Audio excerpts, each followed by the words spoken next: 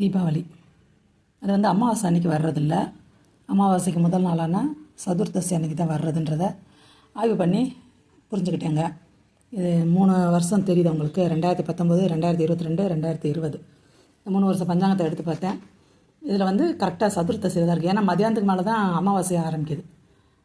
அப்படி இருக்கும் பட்சத்தில் சதுர்த்தசி தேதியில் தான் நம்ம தீபாவளியாக கொண்டாடுறோம். ஏன்னா காலையிலே நம்ம கொண்டாடிடுறோம் தீபாவளியை.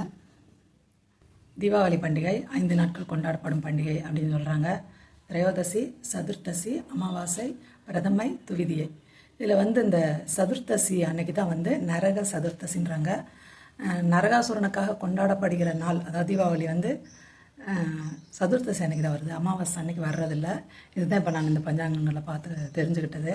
கந்த புராணத்தில் கேதார கௌரி விரதம் 21 நாள் பார்வதி முடிக்கிறாங்க. அதுக்கப்புறம் சிவனோட சேர்றாங்க.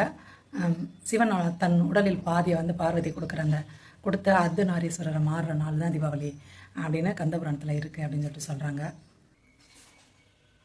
ராமர் வனவாசம் முடித்து அவருடைய நாட்டுக்கு வரும்போது மக்கள் வந்து தீபங்களை ஏற்றி வைத்து கொண்டாடி மகிழ்கிறார்கள், வரவேற்கிறார்கள். அதுதான் தீபாவளி அப்படின்னு சொல்லி சொல்கிறாங்க. சீக்கியர்கள் அவங்களோட பொற்கோயில் கட்ட ஆரம்பித்தனால தீபாவளி அப்படின்னு சொல்லி கொண்டாடுறாங்க.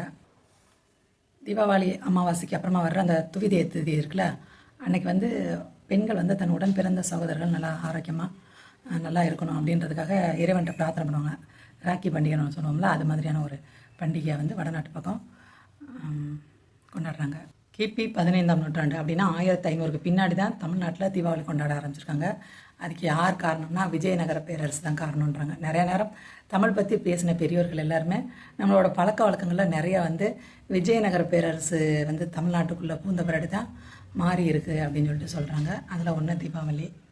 காரணங்கள் 1000 இருந்தாலும் நம்ம அன்றாட ஏதோ கவலையில் உழந்துட்டு இருக்கும்போது ஏதோ விசேஷ தினங்கள் வந்து அதை எல்லாத்தையும் மறந்துட்டு நிம்மதியாக சந்தோஷமாக இருப்போம். இந்த தீபாவளி எல்லாருக்கும் ஒரு மகிழ்ச்சிகளை வாரி வழங்குகிற தீபாவளியாக அமையட்டும். அனைவர் இல்லங்களிலும் உள்ளங்களிலும் ஒளி பெருகட்டும். பட்டாசை மட்டும் பார்த்து கொளுத்துங்க. அக்கம் பக்கத்தில் குழந்தைங்க வயசானவங்க இருந்தால் கொஞ்சம் தள்ளி போய் கொளுத்துங்க.